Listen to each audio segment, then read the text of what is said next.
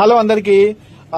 చాలా మంది ఏంటంటే కొత్త వాళ్ళు, పాత వాళ్ళకి అందరికి మన కొరియర్ గురించి తెలుసు. కొత్త వాళ్ళు ఏంటంటే మీరు ఏ సర్వీస్ నుంచి పంపిస్తారా అని అడుగుతున్నారు.